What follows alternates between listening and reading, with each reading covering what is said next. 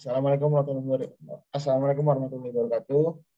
Kami dari kelompok 5 ingin mempresentasikan tentang spesifikasi kebutuhan perangkat lunak atau SKPL Sistem Informasi Rumah Sakit Bersama. Kami dari kelompok 5 dan perkenalkan nama saya sendiri Muhammad Hafiz Warid dan dengan NIM 1303180129. Selanjutnya ada Theo Arefan Kurnia Tarigan dengan NIM 1303194062. Lalu selanjutnya ada Stephen Edward dengan NIM 1303172094. Lanjut selanjutnya ada Melani Kusumana Baban dengan NIM 1303194110. Dan yang terakhir ada Christophorus dengan NIM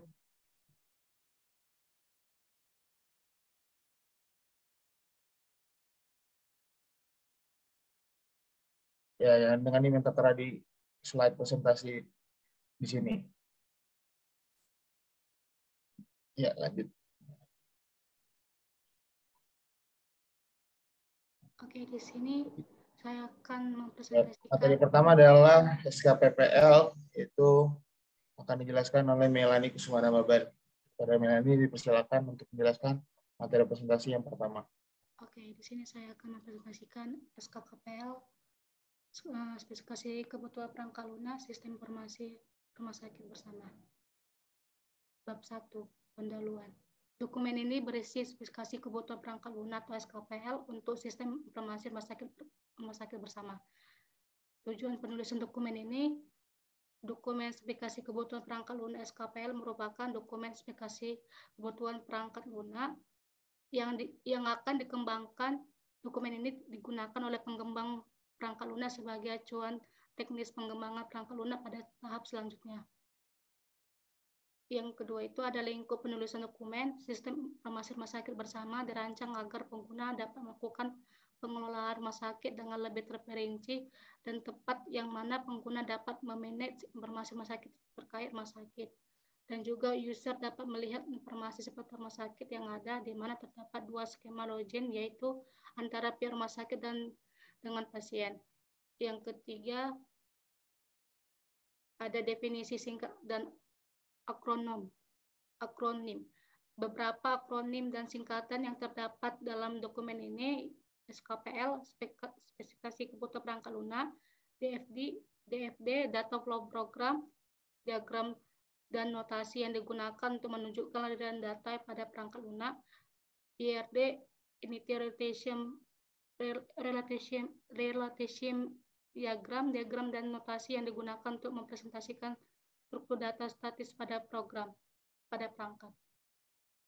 Yang keempat itu dari referensi, kami ambil dari Ari Ekonanta, spesifikasi kebutuhan perangkat lunak atau SKPL, jurusan Ilmu Komputer, Institut Pertanian Bogor. Yang kelima itu ada deskripsi umum dokumen. Dokumen SKPL ini dibagi menjadi 3 bagian utama. Bagian utama berisi penjelasan tentang dokumen SKPL yang mencangkup tujuan pembuatan dokumen ini, lingkungan masalah yang diselesaikan oleh perangkat lunak yang dikembangkan, definisi, referensi, dan deskripsi umum. Bagian kedua berisi penjelasan secara umum mengenai perangkat lunak yang akan dikembangkan, meliputi fungsi dari perangkat lunak, karakteristik pengguna, batasan dan asumsi yang diambil dari pengembangan perangkat lunak. Bagian ketiga berisi uraian kebutuhan perangkat lunak secara lebih rinci. Yang bab 2 itu ada deskripsi umum perangkat lunak. Perkembangan teknologi sangatlah pesat, tidak terkecuali teknologi dalam bidang kesehatan. Dalam bidang kesehatan pun tidak hanya semata teknologi dalam ruang operasi saja yang maju, namun juga harus didukung dengan perkembangan teknologi dalam administrasi dan pengelolaan. Oleh karena itu, aplikasi ini dibuat guna untuk digunakan dengan sebaik-baiknya dan selayaknya oleh pihak rumah sakit dalam mengelola administrasi rumah sakit tersebut, mulai dari pengelolaan pasien, dokter, dan juga obat-obatan. Tak hanya itu, juga pengembangan teknologi semakin memudahkan kita sebagai pasien agar dapat melihat informasi seputar rumah sakit yang akan kita datangi, dan juga kita tidak perlu repot-repot lagi dalam pemesanan jadwal konsultasi maupun pembelian obat, karena sekarang dapat dilakukan melalui media online. Salah satunya adalah menggunakan website Sistem Informasi Rumah Sakit Bersama ini. Untuk perspektif produk, Sistem Informasi Rumah Sakit Bersama merupakan perangkat lunak berbasis web menggunakan koneksi internet dengan internet provider sebagai penghubung antara server dengan jaringan sehingga dapat diakses oleh pengguna.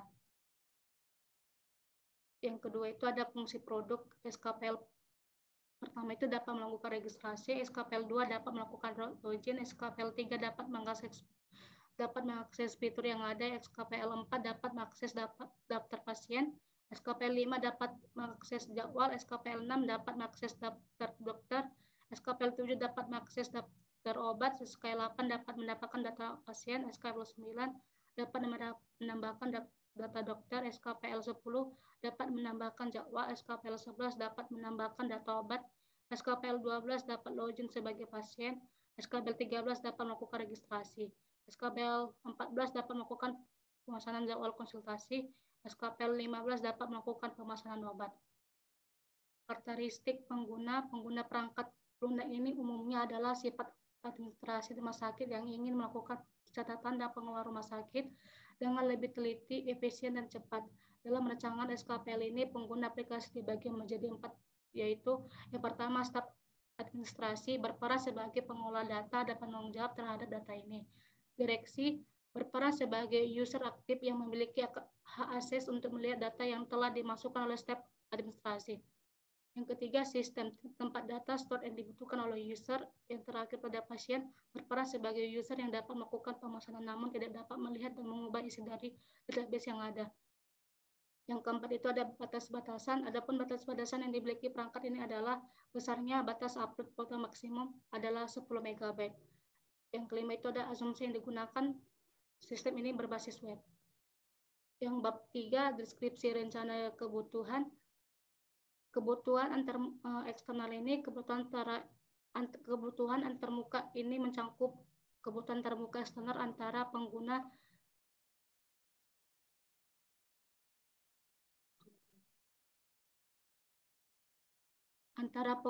dengan sistem atau perangkat keras dan perangkat lunak.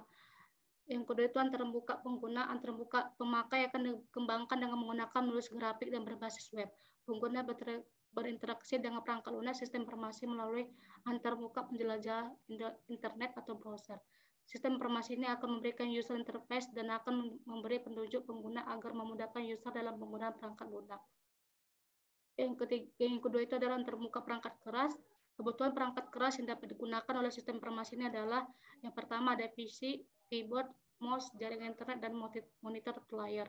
Yang ketiga itu ada termuka perangkat lunak. Perangkat lunak yang digunakan itu ada Figma, ada MySQL, ada VS Code, dan terakhir itu ada CSS, HTML. Untuk antarmuka komunikasi itu, komunikasi yang digunakan adalah sirkuit admin dan klien, dia ke direksi pasien dan admin. Selanjutnya akan dijelaskan oleh teman saya. Selanjutnya, materi tentang kebutuhan fungsional dan aliran informasi akan langsung dijelaskan oleh saya sendiri, yaitu Muhammad Fahri Ramadan. Ya, jadi sistem informasi ini memiliki 3 peran, yaitu sistem admin dan direksi. Pasien tidak termasuk karena pasien bertugas untuk memperoleh data. Admin memiliki tugas utama dalam manajemen sistem informasinya. Admin dapat menambahkan data, melihat data, dan login. Lalu ada sistem yang mengecek data login dan mengatur database yang ada. Dan terakhir, ada yang dapat melakukan manajemen data dokter, melihat data dokter dan melakukan login. Pada variabel admin memiliki entity bulat-bulat di atas admin.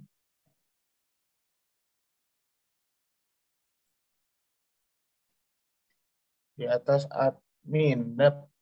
Lalu admin dapat menambahkan data dokter dengan entity bulat. Dan obat dengan entity bulat juga, dan pasien dengan jadwal dengan entity bulat. Lalu ada pasien dengan entity bulat-bulat yang dapat melihat atau memasukkan pemesanan data dokter dan data obat. Aliran informasi. Ya, pertama, admin dan direksi memberikan username, password, data, dan hak akses kepada hak akses user. Lalu melakukan login ke pengelola sistem untuk meminta hak akses data kepada direksi. Direksi melakukan login pengelola sistem, lalu data melihat data yang dimaksudkan admin.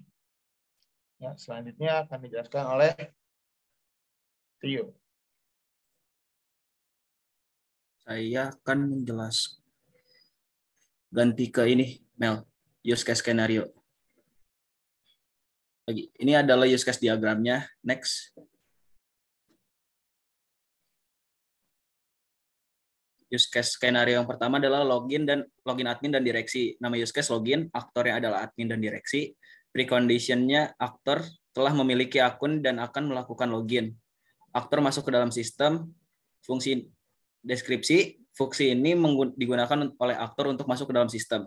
Yang kedua ada use case skenario login pasien. Nama use case login, aktornya pasien. Preconditionnya aktor telah memiliki akun dan akan melakukan login. Post conditionnya aktor masuk ke dalam sistem. Deskripsinya, fungsi ini digunakan oleh aktor untuk masuk ke dalam sistem. Next. Yang ketiga, ada use case skenario registrasi pasien. Nama use case registrasi, aktor pasien, preconditionnya aktor belum memiliki akun, post conditionnya aktor telah memiliki akun. Deskripsi fungsi ini digunakan oleh aktor untuk mendaftar sebagai pasien. Yang keempat ada use case skenario registrasi admin dan direksi. Nama use case-nya registrasi, aktornya admin dan direksi. Preconditionnya aktor belum memiliki akun, post conditionnya aktor telah memiliki akun. Fungsi ini digunakan oleh aktor untuk mendaftar sebagai admin atau dan direksi. Next. Use case skenario yang kelima ada lihat data dokter. Nama use case-nya lihat data dokter, aktornya admin, preconditionnya aktor telah login dan melihat data dokter, post conditionnya data dokter telah dilihat. Fungsi ini digunakan oleh admin yang ingin melihat data dokter. Yang keenam ada use case skenario ubah data dokter. Nama use case-nya ubah data dokter, aktornya admin, preconditionnya aktor telah login dan telah mengubah data dokter, post conditionnya data dokter telah diubah. Fungsi ini digunakan oleh admin yang ingin mengubah data dokter yang telah diinput. Next. Yang ketujuh ada use case skenario hapus data dokter. Nama use case-nya hapus data dokter, aktornya admin, preconditionnya aktor telah login dan akan menghapus data dokter, post conditionnya data dokter berhasil dihapus. Fungsi ini digunakan oleh admin untuk menghapus data dokter.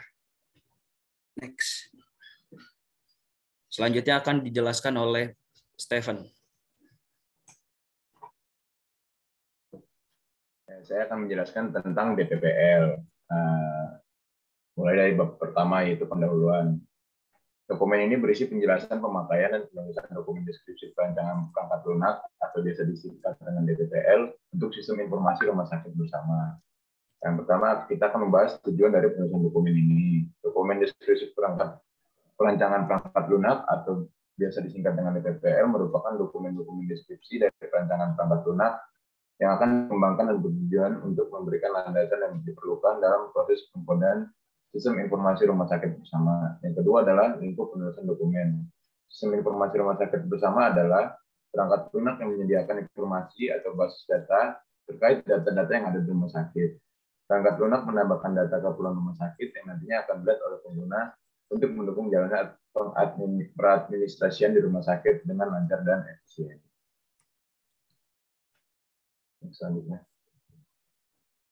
Yang ketiga adalah definisi, singkatan, dan akronim. Yang pertama ada DPPL atau panjangannya adalah deskripsi perancangan perangkat lunak yang merupakan dokumentasi dari perancangan produk yang dibuat.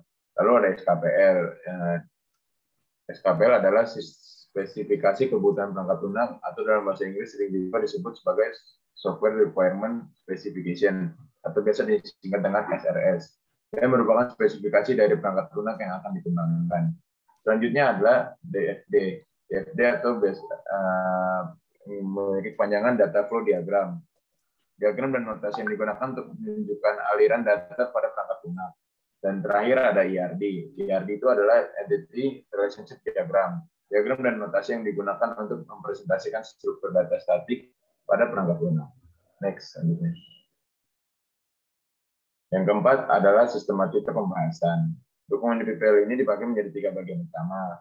Bagian utama berisi penjelasan tentang dokumen DPPL yang mencakup tujuan pembuatan dokumen ini, lingkup masalah yang diselesaikan oleh perangkat lunak yang dikembangkan, definisi, referensi, dan deskripsi umum.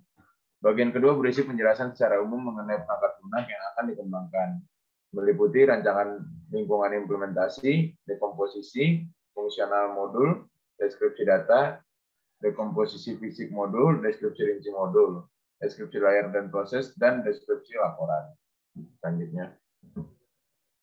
Lalu bab 2-nya tentang deskripsi panjangan. Ini adalah rancangan lingkungan implementasi, di mana sistem informasi rumah sakit bersama ini memiliki sistem operasi, di mana spesifikasinya itu Windows. Lalu ada DBMS, yaitu MySQL. Development tools-nya menggunakan Figma, Visual Studio Code. Dan bahasa pemrograman yang digunakan adalah CSS dan HTML. Selanjutnya akan dijelaskan proses bisnis sistem informasi rumah sakit bersama sesuai dengan gambar yang ada, di mana ada registrasi, input username, password, login juga terdapat input username, input password, data sistem juga ada data admin, dokter, data pasien, data jadwal, dan data obat. Dan view data terdapat data admin, data dokter, data pasien, data jadwal, dan data obat.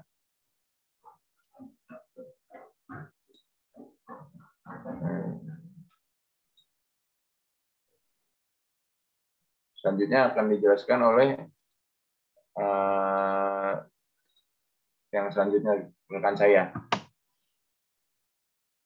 Ya, di sini saya akan menjelaskan tentang dekomposisi fungsional model. Jadi admin entry-nya itu ada password, username, ID, admin, dan nama dokternya, nama, obat nama, jadwal, dan nama pasien. Next.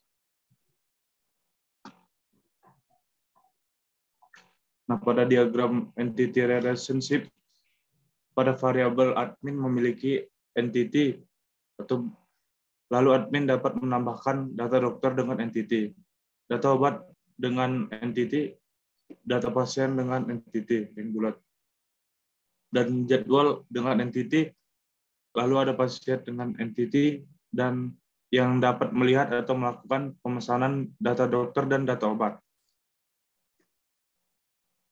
Next. Sekarang saya akan menjelaskan tentang desain user interface layar monitor. Yang pertama adalah landing page ya, yaitu di mana saat pertama kali user membuka halaman web rumah sakit bersama akan muncul seperti ini landing page-nya. Dia dapat memasukkan username dan kata sandi jika telah memiliki akun. Next. Yang kedua ada laman sign up. Itu untuk para user yang belum memiliki akun akan diarahkan ke halaman ini. Lalu ada homepage, yaitu adalah menu beranda atau menu utama saat user telah berhasil login. Next. Lalu ada menu ini berisi submenu dari web rumah sakit bersama. Lalu ada laman daftar pasien. Ini adalah halaman untuk melihat daftar-daftar pasien yang ada. Halaman ini hanya dapat diakses oleh admin dan direksi. Next.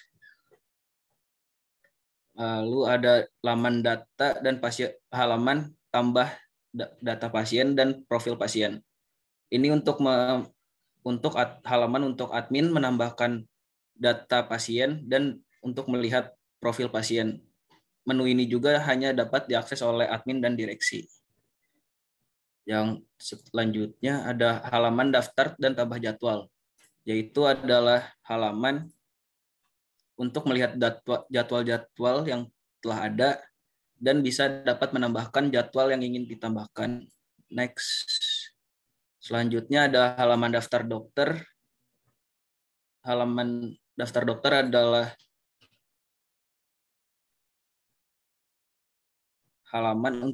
halaman yang dapat memungkinkan admin melihat daftar dokter yang available atau tersedia. Lalu ada halaman tambah dan lihat profil dokter. Tambah dokter untuk menambahkan dokter-dokter yang baru dan melihat profil dokter untuk melihat data diri si dokter tersebut. Next.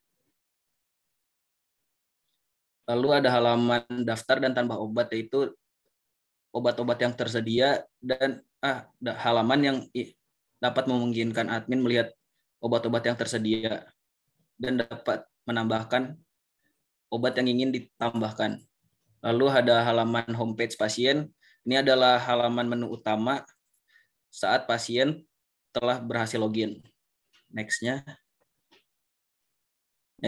ada halaman service berisikan berbagai pilihan pelayanan yang ditawarkan oleh rumah sakit. Lalu selanjutnya ada halaman lihat dokter. Ini halaman yang di mana pasien akan melihat dokter yang available sekarang. Next-nya.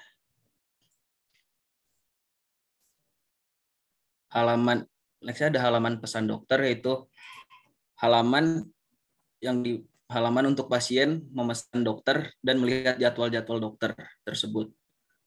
Lalu ada halaman pesan obat. Ini adalah halaman untuk pasien memesan obat dan melihat mana obat yang tersedia. Next-nya.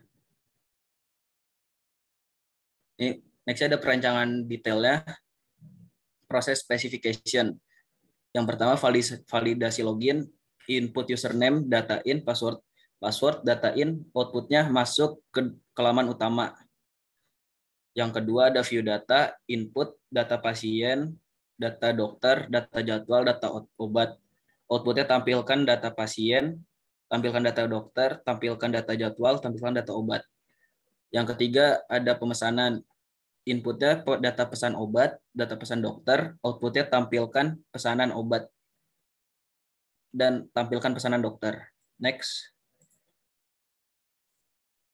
Matriks kerunutannya, data store, TB login, entity-nya direksi, sistem atau admin. Relasinya memiliki akses. Yang kedua TBL data, dokter, pasien, jadwal, dan obat. Entity-nya direksi dan sistem atau admin. Relasinya menginput dan mengakses. Next.